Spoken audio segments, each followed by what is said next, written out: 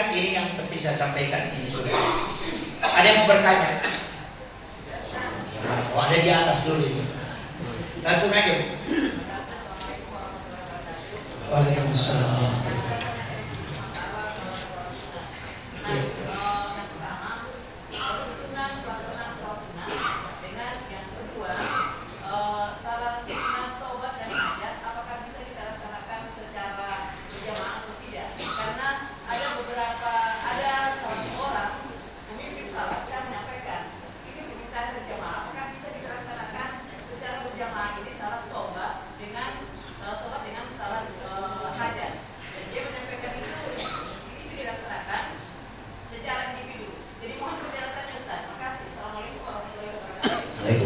Saya langsung jawab. Sebenarnya begini, kalau dalam konteks fikih memang tidak bisa.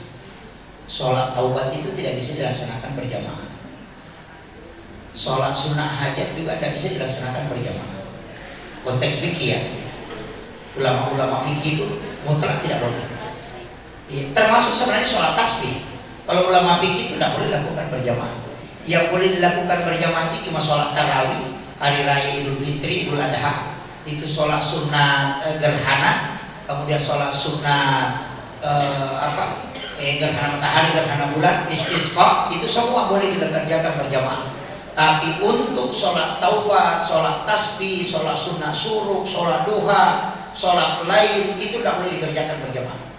Itu sendiri-sendiri. Kalau ulama fikih.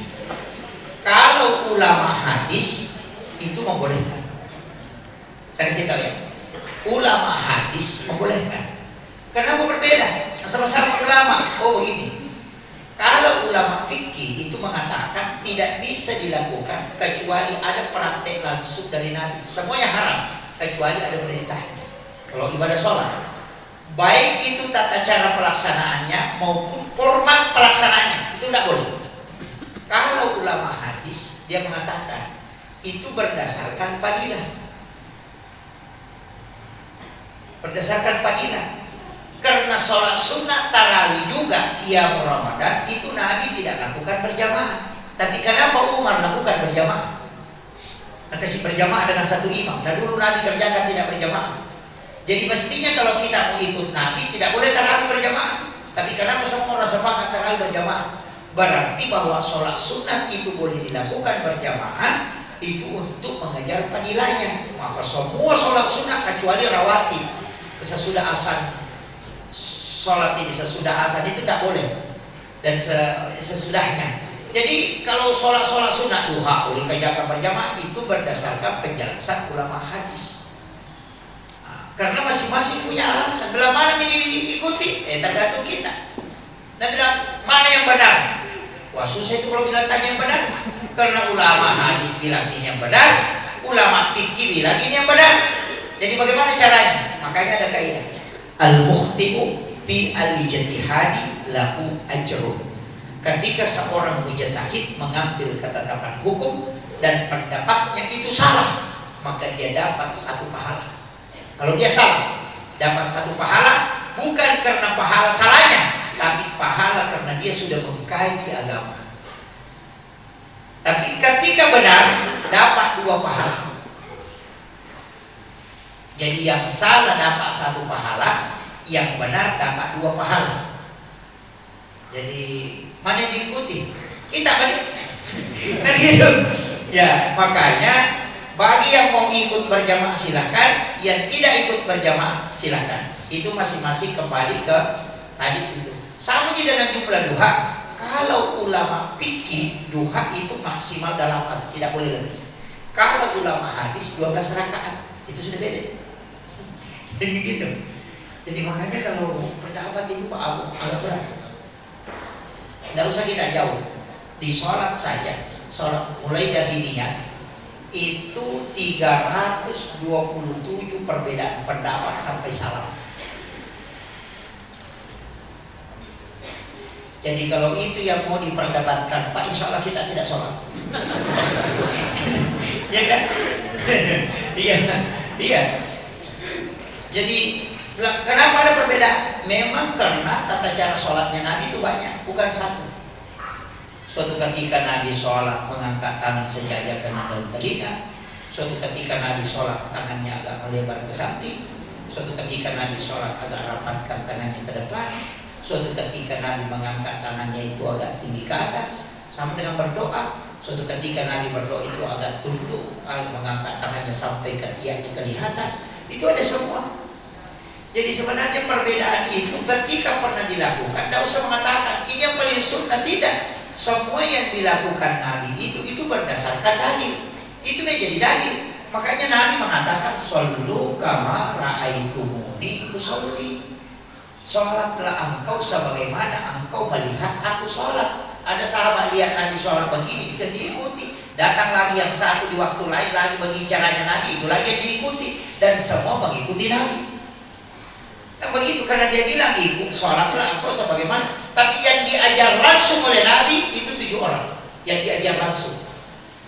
Karena ada orang itu sholat sudah diruku baki begini sujud, Nabi mengatakan Allah yang sholat, kau belum sholat.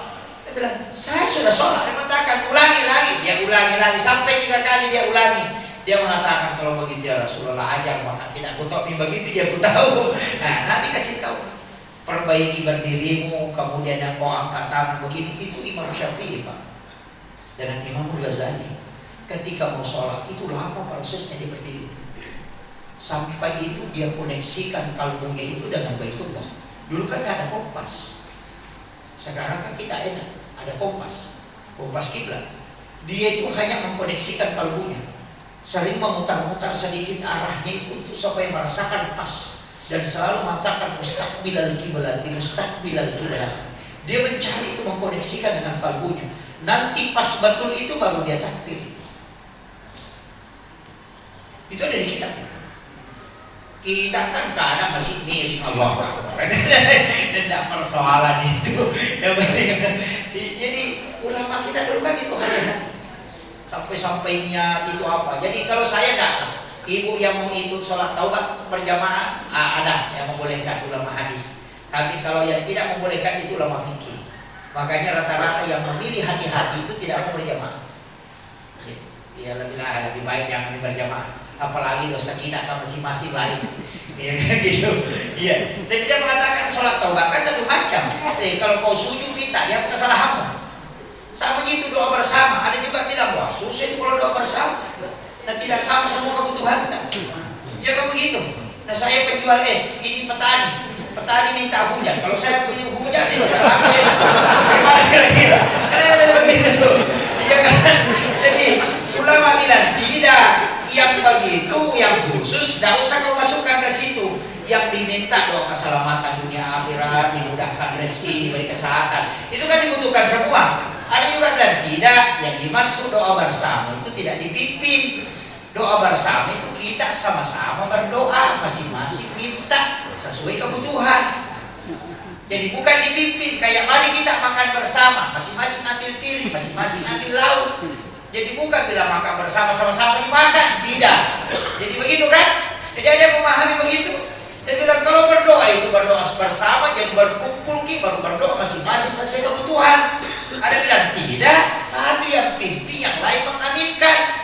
Nah begitu. Makanya berbeda pendapat. Kita mau berdebat insya Allah sampai 1 hari sebelum kiamat belum selesai. Tidak usah, makanya tidak mau ikut doa bersama tidak masalah. Yang mau ikut doa bersama silakan. Yang mau doa sendiri-sendiri silakan. Jadi kita begitu. Kalau kita paham betul itu fikih, nah cuma kadang-kala orang pendapatnya saja yang nggak benar. Yang lain, oh bidah, masuk neraka, tidak ada dalilnya. Wah ini jadi masalah. Ini yang menunya. Masih ada Bu ya? Sudah selesai itu. Tadi ya. Ya. Terima kasih. Saya tertarik dengan masalah personal manusia. Ada kondisi yang dalam sebenarnya bahwa kita terserang ilmuwan kita yang dan kita mengetahui sama pelakunya. Ada baiknya. Baik.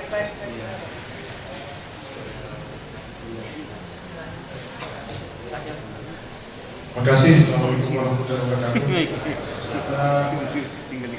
Mungkin di seputar kehidupan keseharian kita mungkin kita biasa merasakan namanya kiriman ilmu sihir.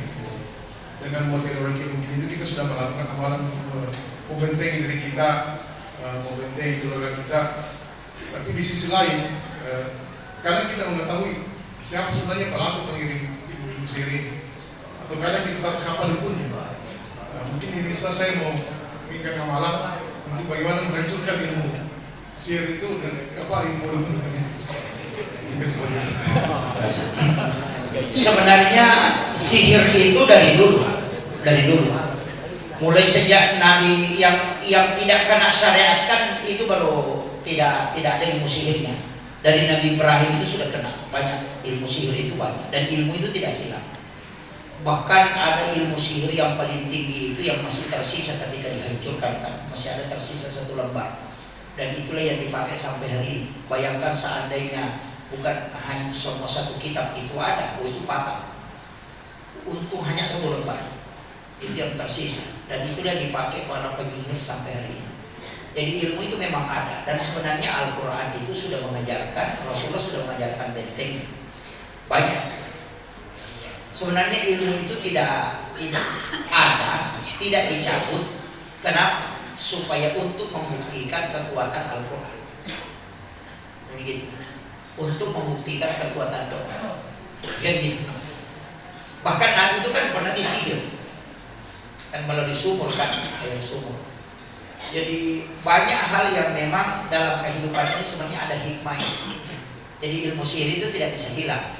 Cuma hal itu juga menjadi benteng, makanya Al-Quran ini jadi benteng, doanya menjadi benteng. Kan banyak di ayat-ayat Quran itu Pak, seperti 2 ayat terakhir Quran surat Al-Baqarah itu kan benteng. Tapi kalau yang paling gampang, kalau tidak hafal itu, yang paling gampang itu basmalah. Baca Bismillahirrahmanirrahim, Bismillahirrahmanirrahim, Bismillahirrahmanirrahim. Itu 21 kali.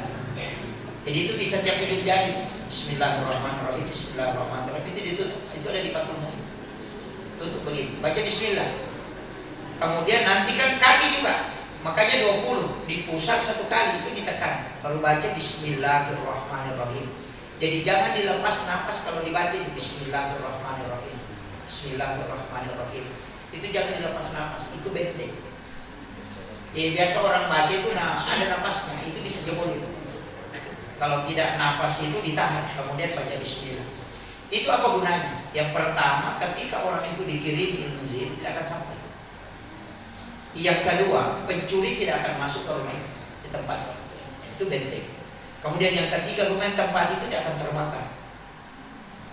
terbakar oleh api. Kemudian yang keempat, itu tidak akan kena banjir, kecuali dia bikin rumah di pinggir sungai. Jadi masalah. Jadi itu cukup basmalah 21 kali kan. Bismillahirrahmanirrahim, Bismillahirrahmanirrahim, Bismillahirrahmanirrahim. Ada juga yang diajarkan oleh Nabi. Ketika kita mau tidur, suratul Fatihah adalah 3 kali, Al-Falaq, An-Nas, ayat kursi, baru dihembuskan ke telapak tangan. Baru kita usapkan ke badan. Itu namanya mandi ayat. Itu juga sunnah. Itu untuk benteng. Tapi kalau tidak bisa Pak, saya kasih tahu, mandi 9. Lakukan mandi 9. Itu hari Jumat. Itu yang disebut mandi fadilah. Itu mandi karamah. Jadi nanti kalau hari Jumat sudah mandi sunnah Jumat, ambil air. Kalau sudah berwudu, jadi berwudu sempurna. Nah, ini sudah selesai mandi berwudu, selesai berwudu baru ambil air, digayung, baca ya Allahu ya Allahu ya Allahu, baru ditiup pakai hidung, jangan pakai mulut, pakai hidung ditiup. Baru itu tahan nafas, kemudian siram kepala. Itu seakan-akan air itu Allah yang menyiramkan ke kita.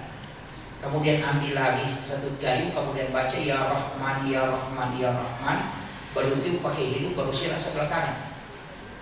Kemudian ambil lagi air, kemudian baca ya Rahim ya Rahim ya Rahim, baru tiup pakai hidung, baru siram sebelah kiri. Ulangi sampai 3 kali, makanya disebut mandi 9. Kemudian terakhirnya itu ambil la ilaha illallah Muhammadur Rasulullah, baru baca la haula wala quwata illa billah 9 kali, baru tiup pakai hidung. Baru ulang dibaca la ilaha illallah Muhammadur Rasulullah, la haula wala quwata illa billah sambil memutar. Itu cukup 3 kali.